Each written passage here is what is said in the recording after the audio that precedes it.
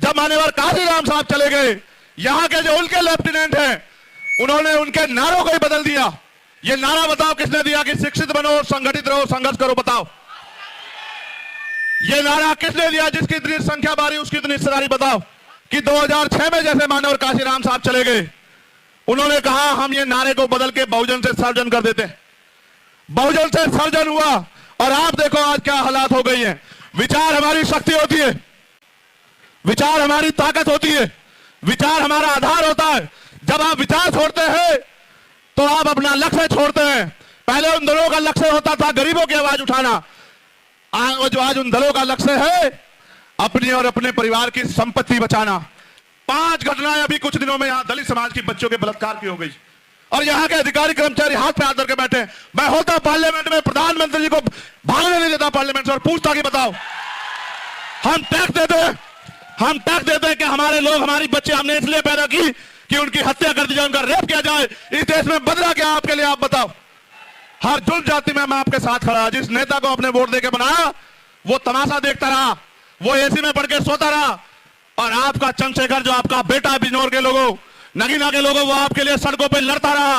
अगर वास्तविकता में आप अपने आप को बाबा साहब की औलाद कहते हो, काशीराम साहब की औलाद कहते हो, तो आप बताओ जब उनका सपना पूरा नहीं हुआ तो आप चैन से कैसे बैठे मेरे लोगों? आप बताओ, आपको नींद कैसी आती है? मैंने तो मान्यवर काशीराम साहब की एक बात को गिठा बांधी। उन्होंने कहा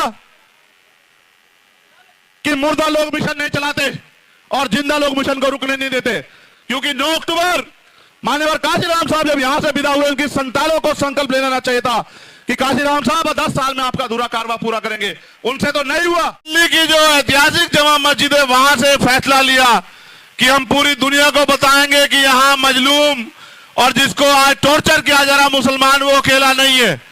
और इसका खामियाजा ये भुगतना पड़ा कि उन्होंने मुझे, मेरे साथी जानते हैं कि 250 लाठियां मारी होंगी, मेरे नखून तक खींच ले मेरे पैरों के, मेरे साथी जानते हैं इस बात को। और जब मैं जेल से आया, आपके यहां भी बिजनौर में गोलियां चली, आप इस बात को जानते हो। यही नेहटोर में चली, यही नजीबाबाद में चली, जो लोग आंदोलन कर रहे थे। कई लोगों की जान गई, मेरठ में चली। मैं सबके घर घर गया है बताने के लिए कि अकेले मत समझना, हम सब लोग आपके साथ हैं। लेकिन आज हालात ये हैं कि बाकी नेता तो सीबीआई, ईडी, इनकम टैक्स से रुक जाते हैं, लेकिन Chandrashekhar Azad CBI, ED, income tax से नहीं रुक पाता। इसलिए जितने षड्यंत्र हो सकते हैं उतने षड्यंत्र किए जाते हैं। और तो और सरकारें, जब ये आरएसएस, भारतीय जनता पार्टी की सरकारें रोक नहीं पाती तो मेरे ऊपर गोलियां चलाती हैं। आपके प्यार आशीर्वाद से इनकी गोलियां मेरा कुछ नहीं बिगाड़ सकती। इसलिए आपसे कह रहा हूं कि आपके अंदर एक भय, और ये भय मैं दूर करना चाहता हूं। आपको ये लगता है और आपको बार बार ये बताया जा रहा होगा कि भाई चंद्रशेखर का साथ देने से आप कमजोर हो जाओगे। मैं आपको याद दिलाता हूं, पहले आपने जब बाबा साहब अम्बेडकर आंदोलन चला रहे थे तब आपने आरपीआई का साथ दिया, लेबर पार्टी ऑफ इंडिया का साथ दिया, शेड्यूल कास्ट फेडरेशन का साथ दिया। फिर जब बाबा साहब चले गए आपने कांग्रेस पार्टी का साथ दिया, जनता दल का साथ दिया। और जब मान्यवर काशीराम आपके घरों पे आते थे तो आप उनको कहते थे कि आप फलानी पार्टी को कमजोर करने के लिए आए हो। आप उनकी बात को शुरुआती दौर में नहीं सुनते थे। फिर एक समय आया जब आपने उनका साथ दिया तो आप ताकतवर हुए, और जब आप ताकतवर हुए तो आपकी जिंदगियों में परिवर्तन आया। आज मैं उसी दौर में हूं। आज फिर आप लोग डर रहे हो, आपको लगता है चंद्रशेखर का साथ देंगे तो ताकतवर नहीं होंगे। जब आप मान्यवर काशीराम साहब का साथ देके ताकतवर हुए तो अपने खून चंद्रशेखर आजाद का साथ देके आप ताकतवर कैसे नहीं होंगे, बताओ। मैं बात आपको इसलिए कह रहा हूं, यह लड़ाई विचारधारा की है, व्यक्ति से नहीं है, जाति से नहीं है, धर्म से नहीं है। यह लड़ाई विचारधारा की लड़ाई है।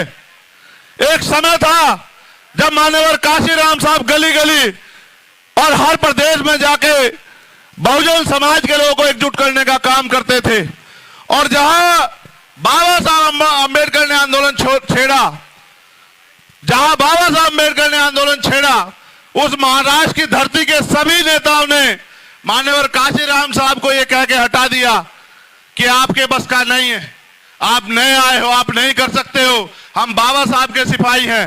और वो बार बार ये कहते थे कि बाबा साहब की विचारधारा तो बहुत अच्छी है, बहुजन हिताय बहुजन सुखाय की, लेकिन इससे हम लोग राजनीति में कामयाब नहीं हो सकते।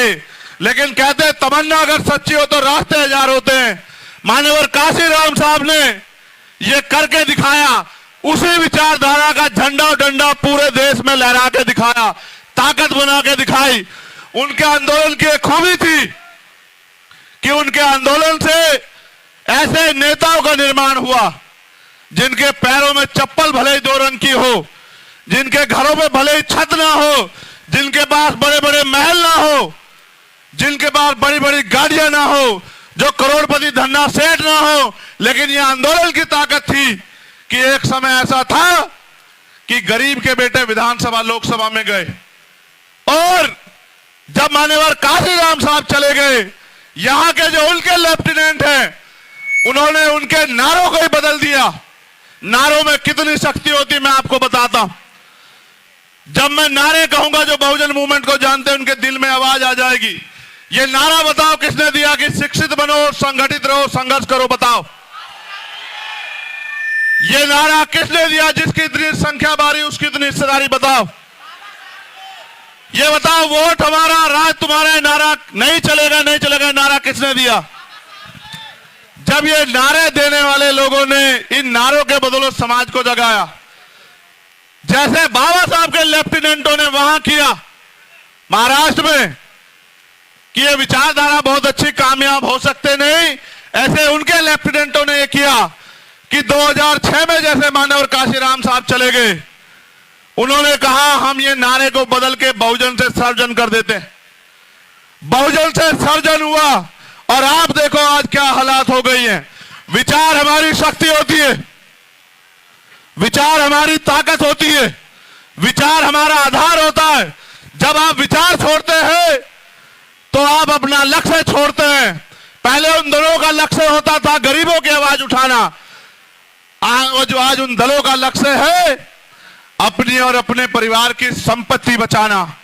आप ये सोच लो मेरे लोगों, आप पे इतने जुल्म जातीय अत्याचार हुए, CNPR जैसे मामले आए, 2 अप्रैल जैसे मामले आए, क्या कोई अमीर आपकी आवाज उठाने आया? आपने जिनको नेता बना के भेजा विधानसभा लोकसभा में, क्या वो आपके क्षेत्रों के लिए बोले? अभी आपके यहां लोकल में सबसे बड़ी समस्या ये हुई, जानकारी के तौर पे जो सीनियर लोग हैं उनको बता दूं, यहां गुलदार ने 20 से ज्यादा लोगों की जान ले ली।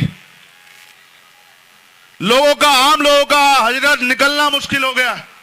किसान खेत पे नहीं जा पा रहा है, मजदूर मजदूरी पे नहीं जा पा रहा है, बच्चे स्कूल नहीं जा पा रहे हैं, महिलाएं घर से नहीं निकल पा रही। जो निकलता है उसकी जान के ये नहीं पता कि उसकी जान बचेगी नहीं बचे। अभी 2-3 दिन पहले एक बच्ची को उसने, एक नाबालिग बच्ची 14-15 साल की बच्ची पे उसने हमला कर दिया, और अभी कुछ दिन पहले एक बच्चे की जान ले ली। जिनके बच्चे जाते हैं उनको पता होता क्या होता है कीमत जान की, सरकारों को नहीं पता है।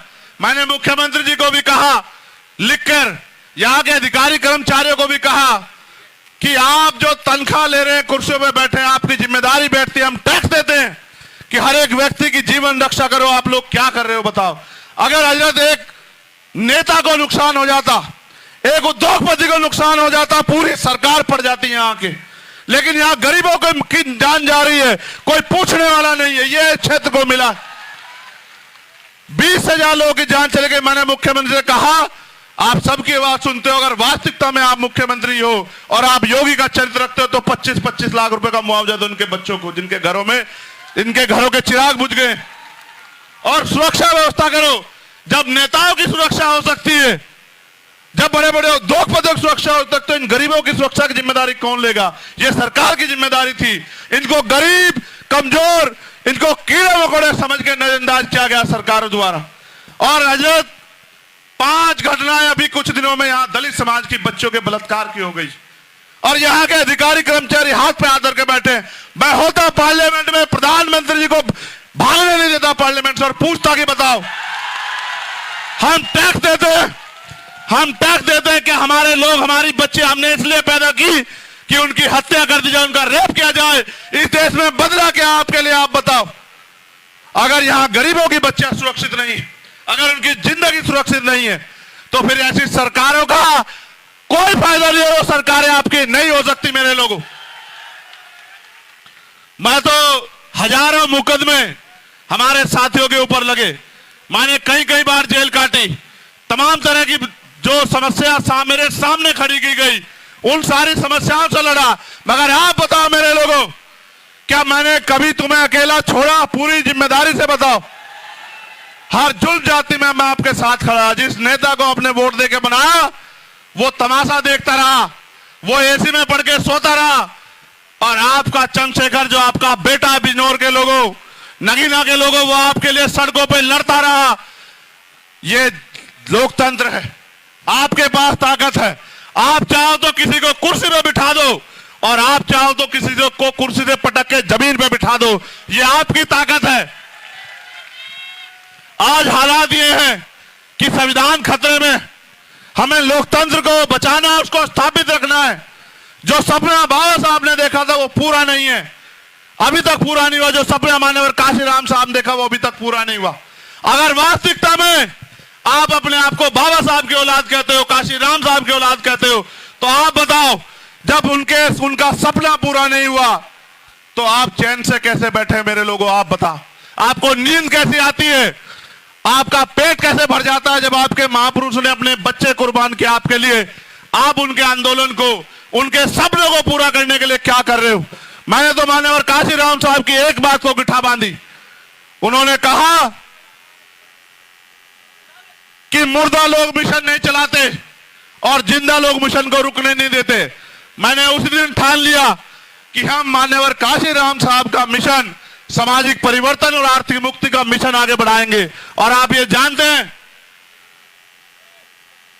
एक भी दिन हम लोग और भीम आर्मी आजाद समाज पार्टी के लोग चैन से नहीं बैठते। मैं बधाई दूंगा आप लोगों को कि अगर आज लोकतंत्र जिंदा है तो वो आप जैसे साथियों की वजह से है।